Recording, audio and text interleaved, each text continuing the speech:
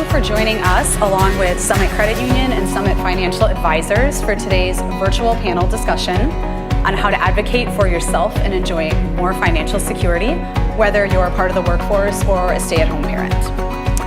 Summit Credit Union is passionate about helping all members build wealth and financial security, but specifically women. Women generally have less saved in retirement than men and are at greater risk for poverty in what should be our golden years. We'll talk about the factors that contribute to that in today's discussion. We'll also share tips and resources you can use to make a positive impact on your financial and life decisions, as well as your overall well-being, both now and in the future. I have some wonderful panelists with me here today. Our panels today include Jody Brown, Vice President of Wealth Management, Summit Financial Advisors, located at Summit Credit Union. Jody has been a Summit employee for over 14 years and boasts over 25 years in the industry. She helps members achieve goals through services including retirement planning, financial management, insurance, and wealth management. She is a certified financial planner professional and has earned the Chartered Financial Consultant and Certified Life Underwriter designations. Welcome, Jody. Thanks for having me. We also have Becky Gerathanos with us, Chief Operations Officer at Summit Credit Union. Becky is a passionate strategic leader for Summit Credit Union's focus on empowering members, and women specifically, to gain financial knowledge and security so that they can enjoy life and retirement to the fullest. A 27-year veteran with Summit, Becky inspires her teams to carry out Summit's commitment to financial wellness in all areas she oversees, which include the retail branch network, card programs and payments, facilities, risk management, collections, marketing, and communications. Welcome, Becky. Thank you so much. And we have with us Tara Clune, who is VP Human Resources at Summit Credit Union. Tara has 21 years of progressive HR experience, a passion for supporting employee development and building organizational strength through business leader partnerships. Tara is well-versed in compensation and total rewards, benefit design, talent acquisition strategy, employee relations, diversity, equity, and inclusion, data analytics, and employee engagement. And her work for employee engagement initiatives has helped Summit win multiple Best Workplace designations in Madison and regionally. Welcome, Tara. Thank you. So we will start our panel discussion now with some great questions about women and money. So Becky, why is it that women have less saved in retirement? Can you speak to the challenges women face when it comes to their short and long-term financial security? Sure. So, there are several factors that contribute to this. Women have very unique challenges when you think about their short and long-term financial needs. On average, women earn less over their lifetimes. They save less over their lifetimes. They live longer. They often have higher expenses. Regular day-to-day necessities often cost women more. They're more likely to be single-parent heads of households. 80% of single-parent households are led by women, so they're more likely to have responsibility for an entire household's expenses and money management. And all of that means that women need to be even better at managing their money than men. And so women are 43% more likely to retire in poverty. And that is a statistic that we are committed to changing at Summit Credit Union. So 50% of women have $0 saved for retirement when that time comes. And if they do have money saved, it's oftentimes at a little bit smaller of a balance than a man's might be, generally. There are a lot of factors that contribute to women earning less over their lifetimes. There's a lack of representation of women in higher paying fields, such as STEM. There is a lack of representation for women in higher paying positions, certainly Summit being an exception to that. But when you look at Fortune 500 companies, only 10% of CEOs are women, and that's the highest it's ever been, right? But women are 50% of the population. And women are more likely to leave the workforce over the course of their careers for caregiving for family members. And when they come back to the workforce, it can be more difficult for them to come back at a similar level. And so all of that impacts women's ongoing. They're less likely to negotiate salaries, which Tara is going to talk about. And that impacts lifetime earnings. That follows women throughout their lifetimes too. It impacts bonuses and raises, and it might impact subsequent jobs and employer retirement matches and things like that. So some estimates put the lifetime earnings disparity over 40 years at about $500,000 on an average, and that can translate into more than $1.6 million less in retirement savings. And so, and that's even more impactful for women of color. So there's a lot of challenges and unique things that women face in building their long-term financial security, and we really want to help women with all of those. And part of that is talking about these issues today and bringing them to the forefront. They feel like significant challenges. So where do women start in addressing these challenges? Yeah, well, I think the most important word that you use there, and I think Jody would agree with this, is start. No matter where you are on your journey, it's important to start with something, right? Taking action and taking a step, even if it's small, reduces stress. It gives you a feeling of control, and it creates positive momentum. So whether you are at a spot where you want to build emergency savings, right? That's where you're at. Well, it's important to be mindful, actually, no matter what your goal is, of how you're spending your money. And so using tools that help you understand that. How are you spending? How are you saving? Are those things in alignment with your goals? We have a lot of resources that you can use to be able to do that, but we will also, on your own if you want, we will also talk to you about that and help you come up with that plan. But once you set attainable goals, you start small, you build on it from there. One of our Project Money participants said about a savings account that even just a simple act of having a savings account and putting money in it automatically made her feel so positive about her future, and she used the words, it lifted a black cloud from what she felt was just an overwhelming aspect of her life. And so taking action, taking a step, being mindful of how you're spending and how you're saving is so important, and that's relevant whether you are building an emergency savings, saving for a down payment on a home, want to grow a business, or whether you're thinking about your longer term planning. Taking action and steps is the most important thing you can do. I should also say, make sure that if your employer is contributing to your retirement plan, that you take full advantage of that. And if you can't right away, that's okay. Start somewhere, take steps to get there over time. So don't avoid it, start with something, take some steps, and we can help you do that.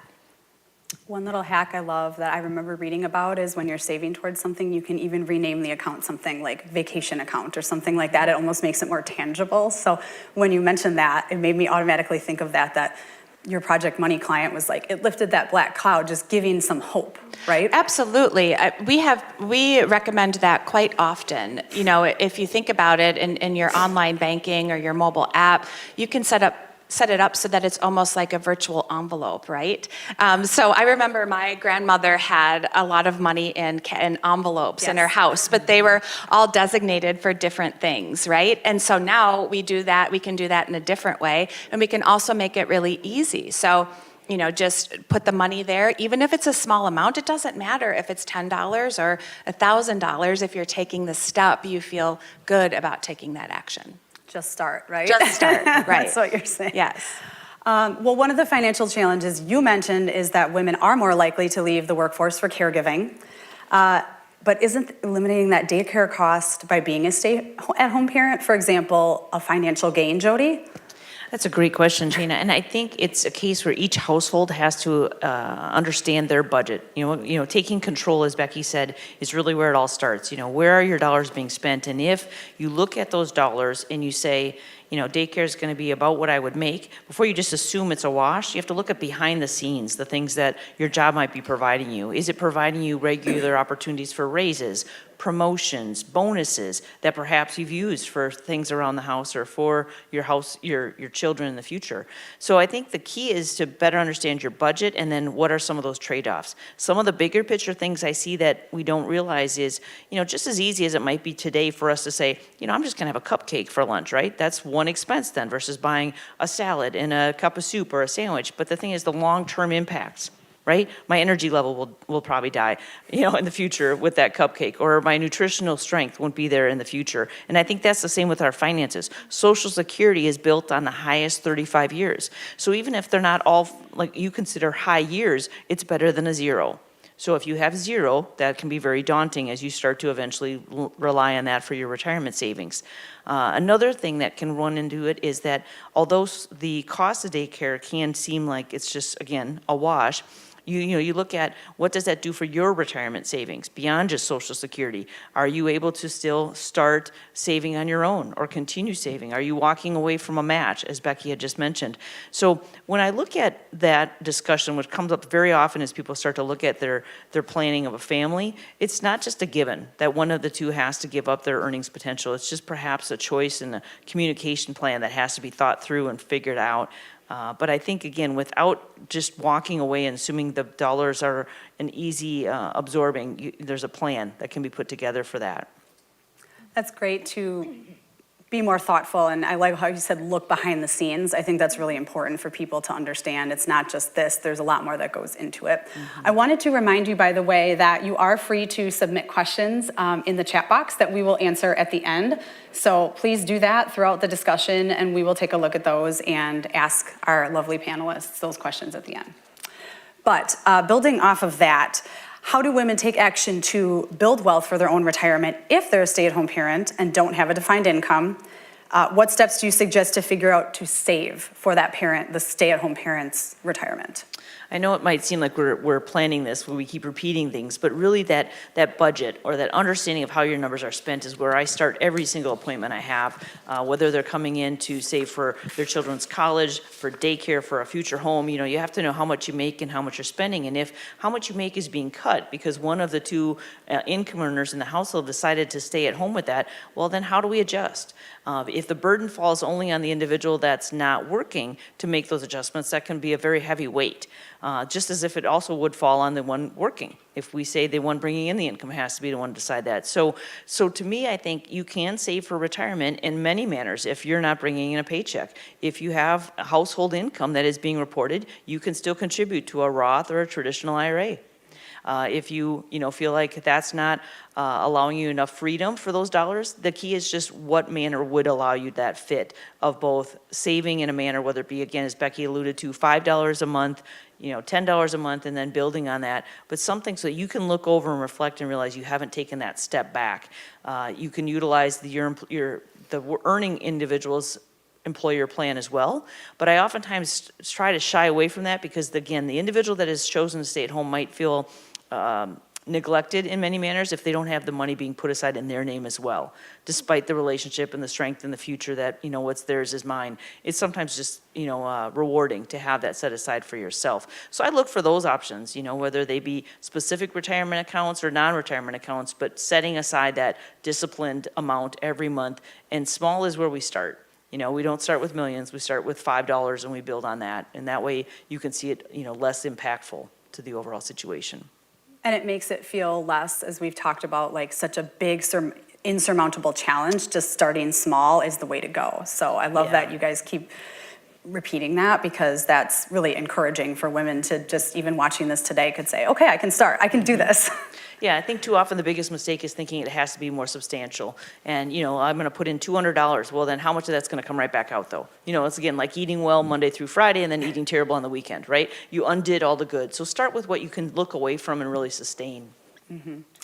What do you see as the key to a couple's success in saving for that stay-at-home parent's retirement? I mean, you referred to a couple of things in your prior answer, but what else? No, and I'll just restate that because I really believe that that's something that in anything in life, you want to have that open communication. And I respect that there's always division of duties. Most households, when they come in, if it's been a two-income household, or even if it's just two individuals raising multiple, children, they have division of duties. So-and-so might do bath time, and so-and-so might do, the brushing of the teeth, whatever it might be. Well, with the finances, I'm okay with that. I guess I want both involved, though. I want an open line of communication so that weight isn't carried heavily on the one or the other. When I meet with an individual and their other significant other isn't in the room, it's very difficult because then they're putting that responsibility on themselves to go back and relay that message and implement that message. So the key for me is going to be just to really encourage that communication. Perhaps it's once a month, after the kids are in bed, they sit down and they look at the finances. What have we spent? What are our goals? Where are we at with those? What do we need to adjust? Life is filled with reasons that we have to adjust all the time. So how do we do that? And again, I don't mean to rain on anyone's date night, but I do think that there's times and reasons that we need to have those discussions to keep both parties informed. Yeah, and I think what you said is so important. We've written about this before in Brava as being an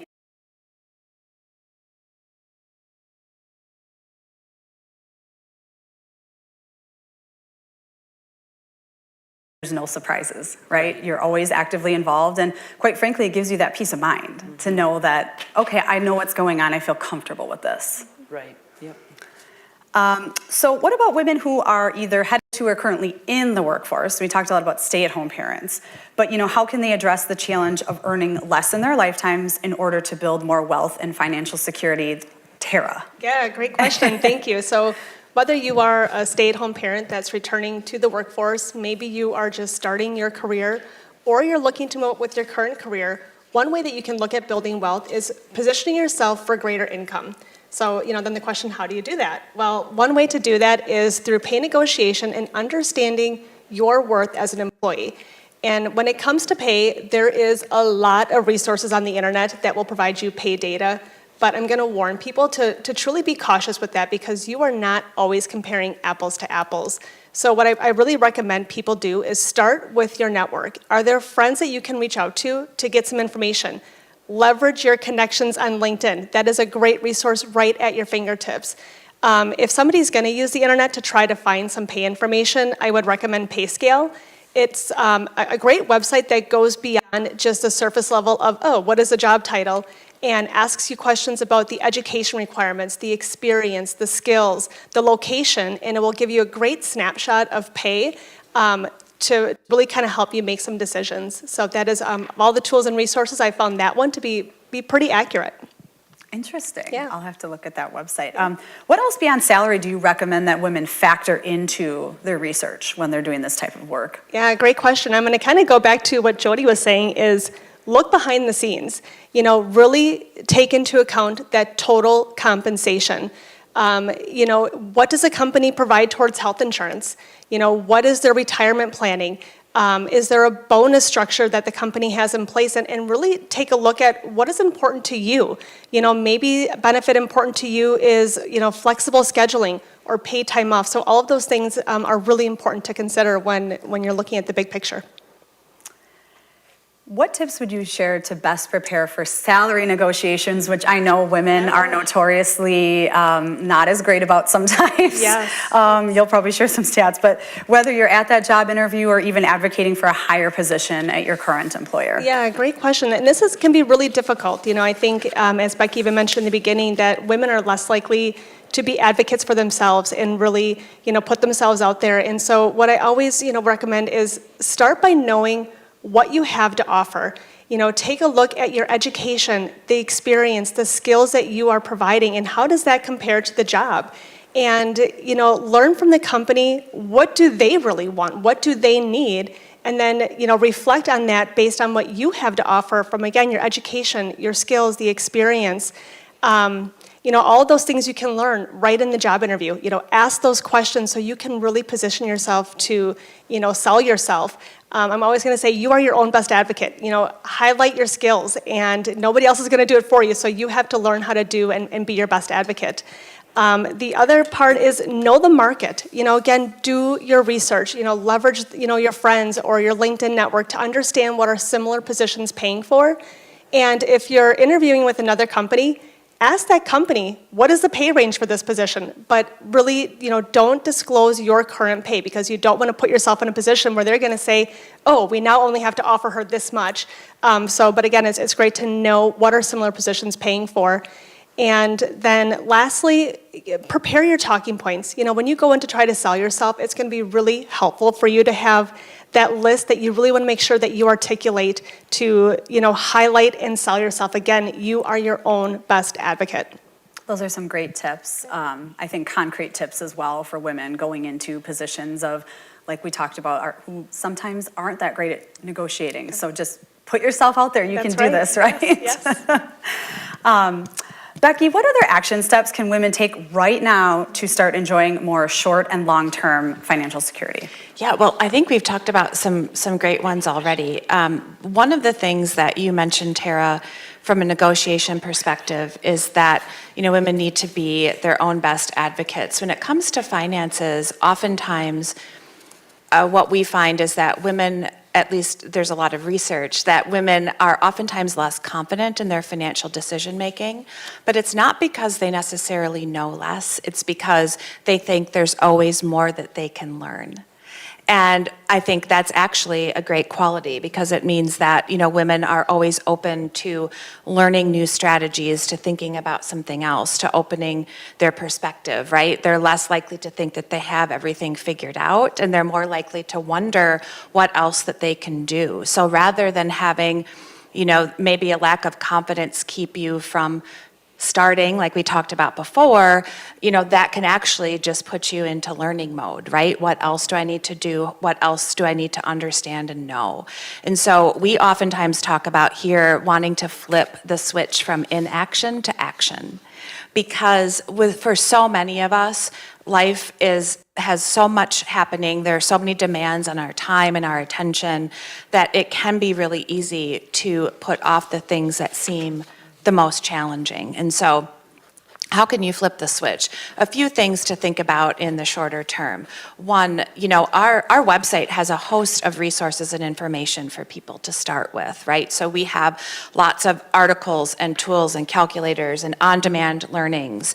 And we have live webinars. There's one coming up, I think, in November on saving for a down payment. And so there's a lot of things that people can do on their own if that feels like a good way to get started.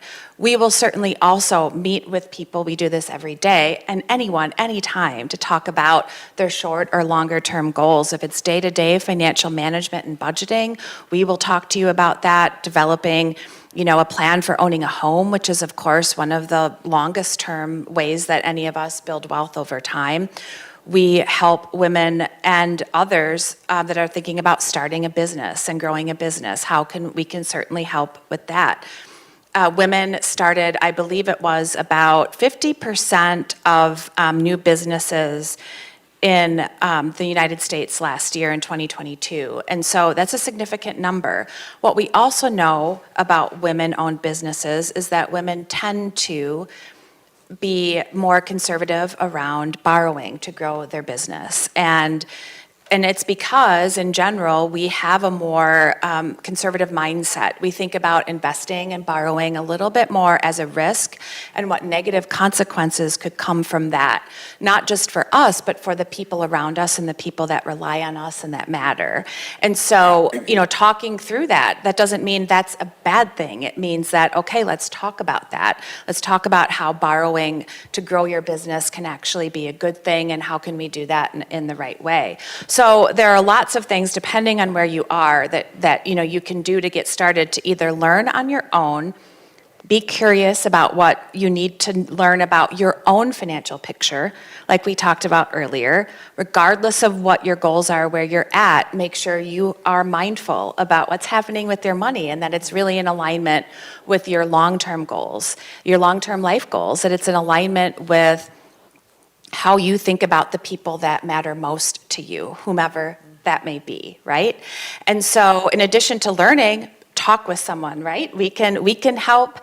Jody is here. We have lots of experts that can help. We also certainly have programs. We have a financial wellness program called Red Shoes that provides really practical strategies and tips when you're ready to get started and you just want some things for someone to tell you kind of what to do. It's a great program. There's also events that you can participate in to network with others and things like that. So there are a host of resources, but if all of that seems overwhelming, just start with knowing where your money's going and make sure that you are saving every week, every month, and you're starting somewhere.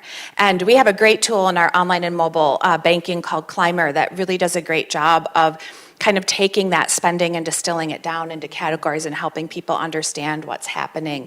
Starting with that. If it seems overwhelming to read and learn and do all of that, then just start with looking at your own picture and figuring out if you are managing your money in a way that is alignment with your long-term goals.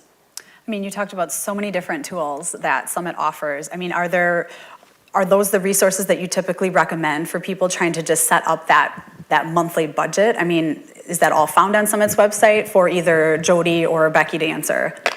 Yes, absolutely. All of those, so we have a section on our website called Money Smarts, and that links to all kinds of on-demand webinars, to worksheets, to calculators, to articles and different tips and strategies, podcasts that we do. Our financial wellness team puts together those things and takes that financial education into workplaces, into the community, into schools, and there's a host of resources out there, in addition to, like I mentioned, tools within our online and mobile banking relating to budgeting specifically.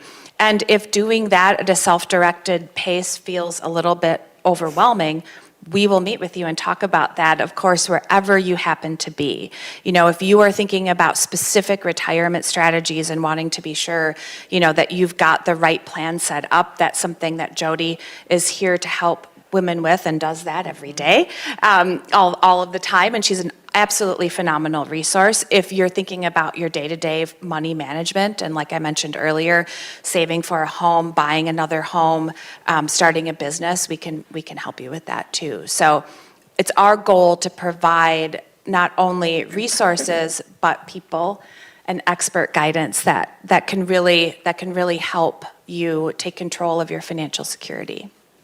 And Sheena, just to build on that, I mean, I think we live right now in such a woulda, coulda, shoulda world. You know, we all want to like repeat or not repeat history and learn from it. And so then start today. You know, Becky said that right away at the beginning today. Start today with whatever you can and let that compounding work towards you and for your future. I feel especially when it comes to women, we tend to ignore the advice that you get anytime you're on an airplane to put your own mask on first before helping others. You have to help yourself or you're not going to be able to help your children or others in your circle. So that's really where I would say if we leave with anything today, it's just that start now with whatever you can. And if it's overwhelming to figure out where to start, then that's where Summit has so many resources that can help you with that.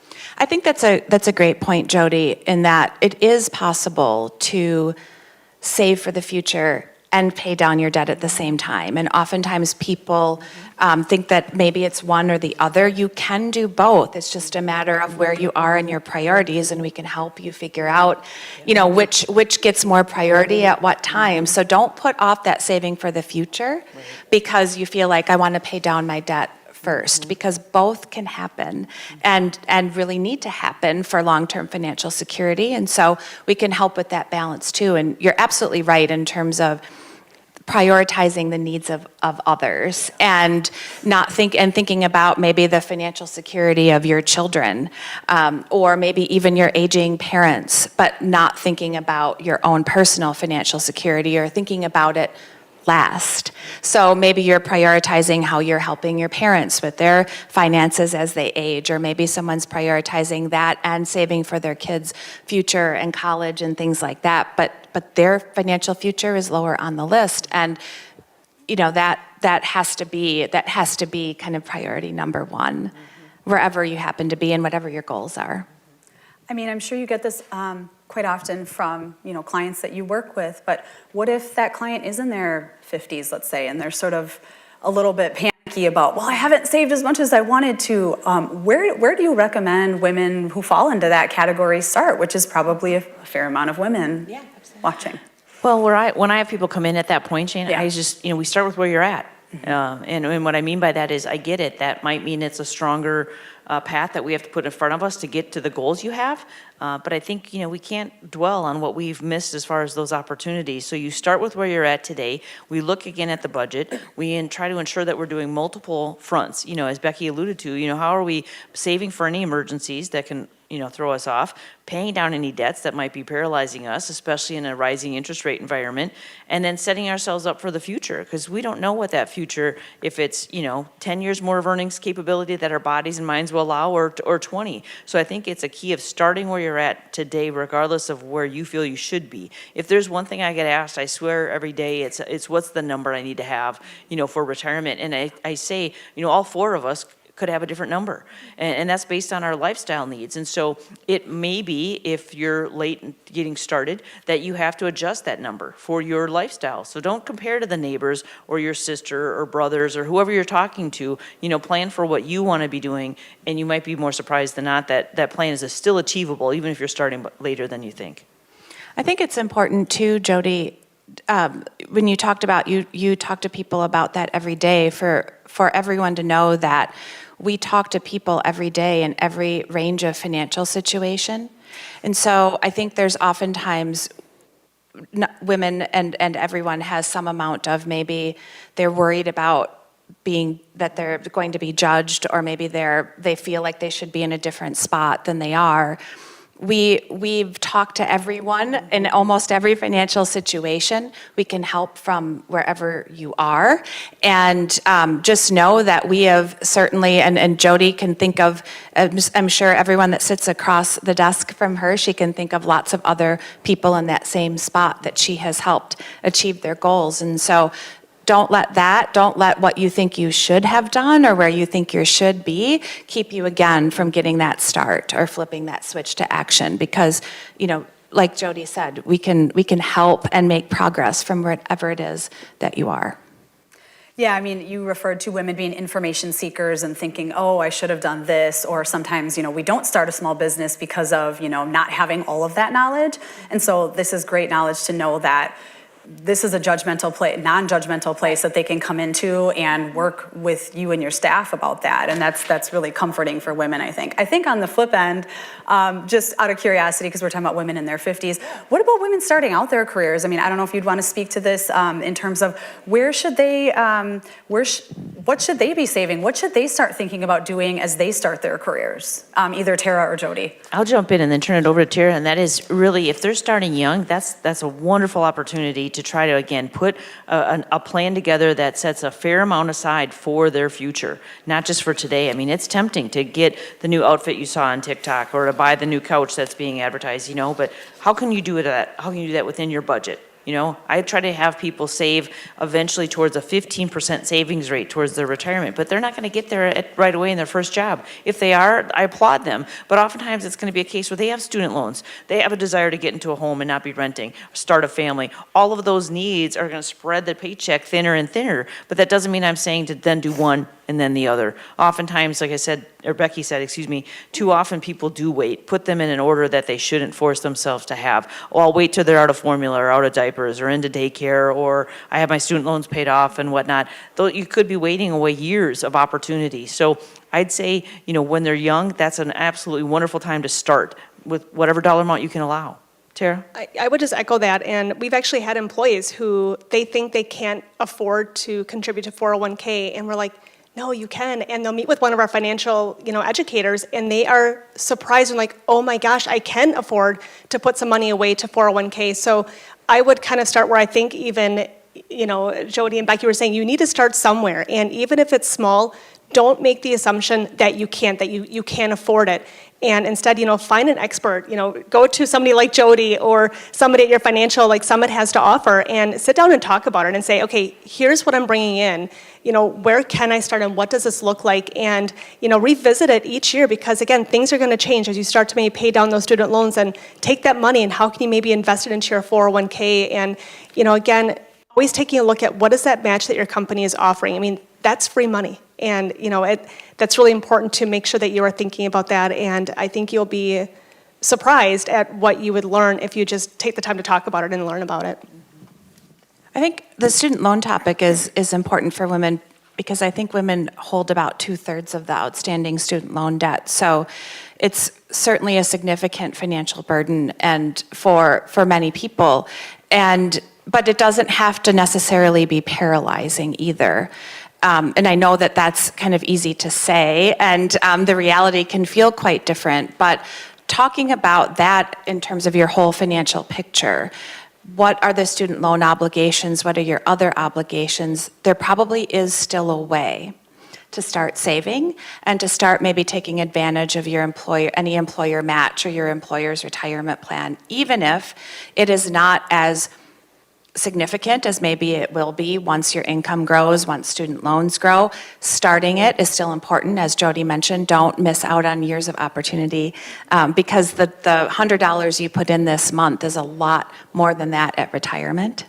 And so wherever you're at, you can start somewhere, as we've repeated a few times, but it's an important message.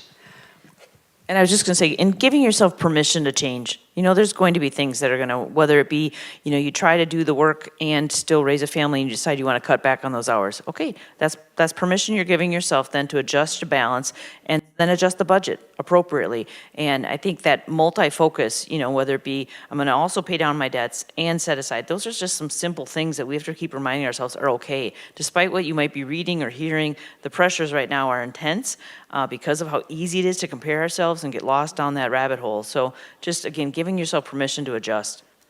And certainly there's no financial plan, to your point, Jody, that is without things that bring enjoyment and fulfillment.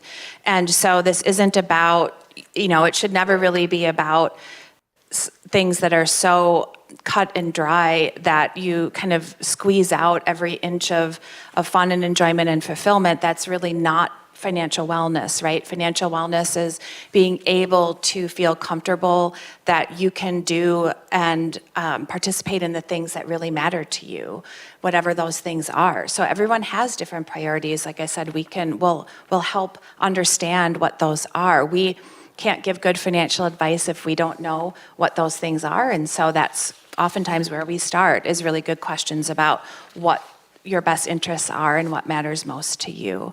So it's important to understand that too. I think sometimes when people hear the word budget, they think about something that's just very, kind of boring and daunting and, maybe a spreadsheet and things that I don't want to pay attention to. But really what it allows you to do when you do it mindfully is it's not something that you have to think about 15 times a day. And also, it allows you to ensure that the things that matter most to you in the short and long term are part of your life. And I always say budget's not a 4-letter word, so. Well, we know that one thing that women can do to build generational wealth is home ownership. I mean, we didn't touch a lot on that today, but I would love if all of you could talk up a little bit about some of the programs that Summit hosts for maybe first-time homeowners, or how women can even start imagining and taking that first step, as we've talked about, just start. Yeah, so we, we're Wisconsin's #1 mortgage lender, and we are really proud of that because of what it represents.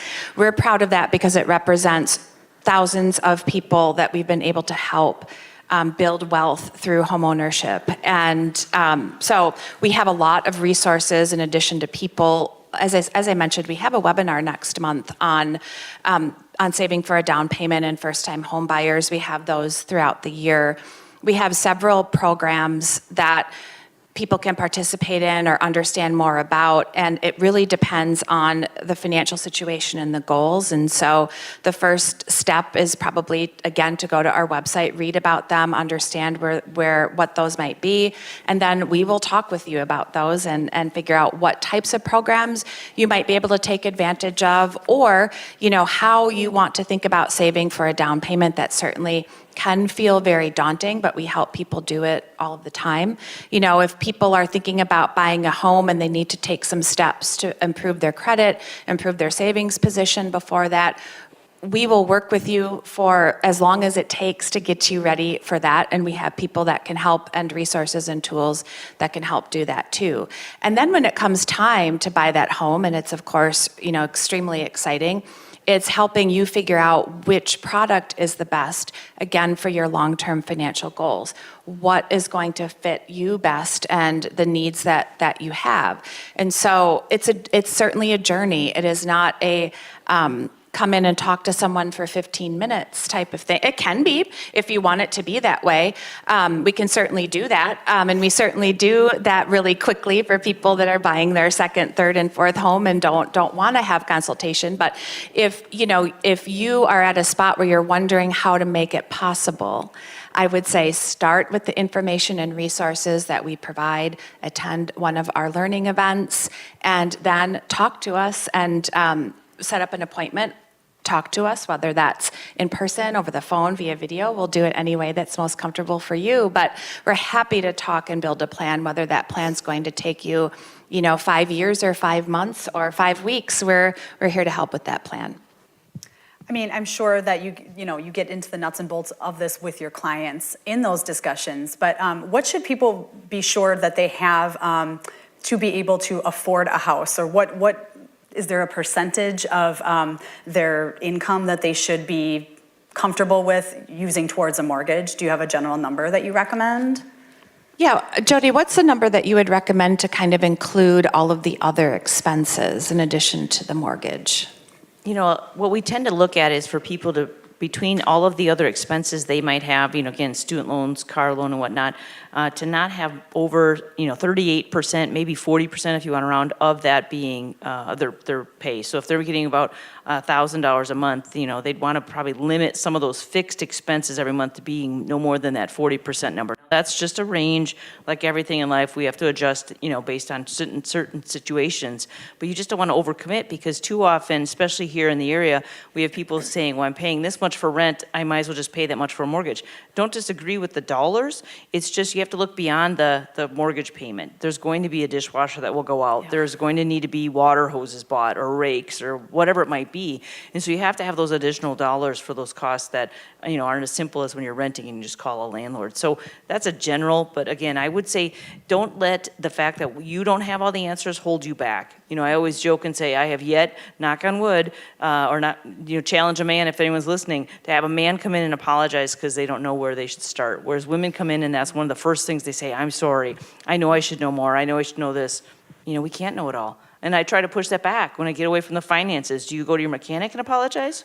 No. Do you go, so I think we have to let that stigma fall off for women, that if we don't have all these answers, then come in and ask and we'll give you them.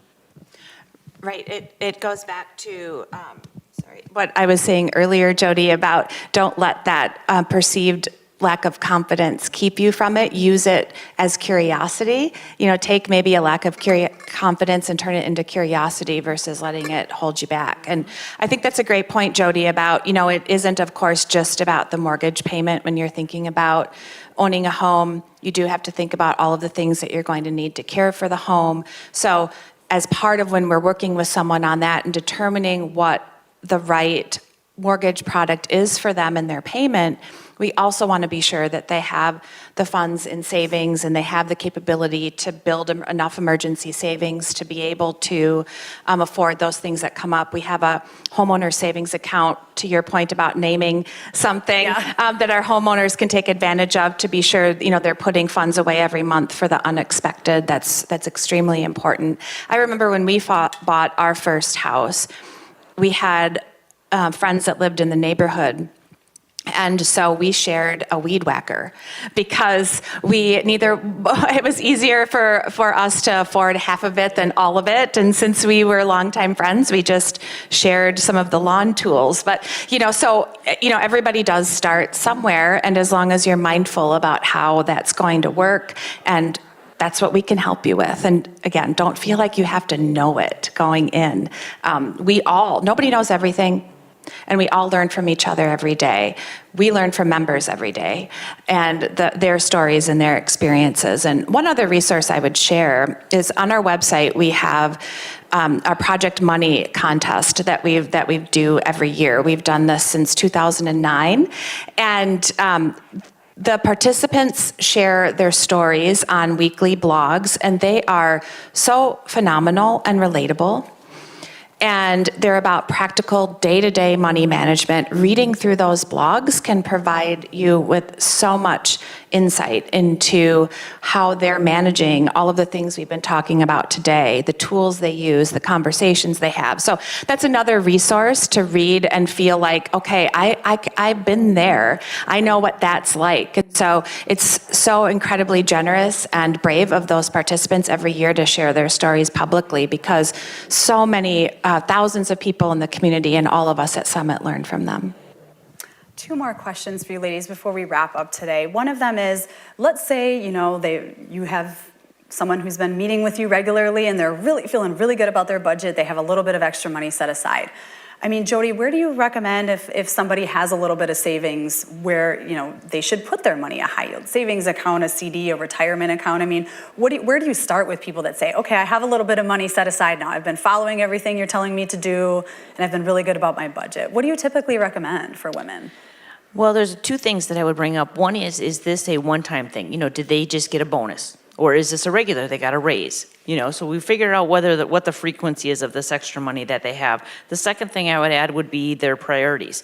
Where are their priorities at? If their priority is that they want to buy a home, okay, then let's look for the best situation for that. And if that's still a ways out, right now there's some phenomenal CD rates that Summit's offering. So a certificate of deposit can give you a much higher yield as long as you're willing to, look away from that money. And if that's something that you can certainly do for the time frame represented in the certificate, then that's a great opportunity. But to me, it still comes back to where did this money come from? And then, where do we see our priorities lining up? Because when people come in more specifically looking for investment advice, I always try to break it down to their timeline and their tolerance, which is basically that same thing. What is their timeline? If it's shorter term, then despite what the markets might seem like they can provide to you, I'd rather you not, go to a ho-chunk, right? No offense to any gambling out there, but just to put it into a position where we could lose it. I'd rather you put it short term and somewhere safe and secure and someone offers some wonderful opportunities. If it's long term, yes, it might be a gambling type of an opportunity, but more of a calculated one where we put it into an investment of a sort that matches their risk tolerance.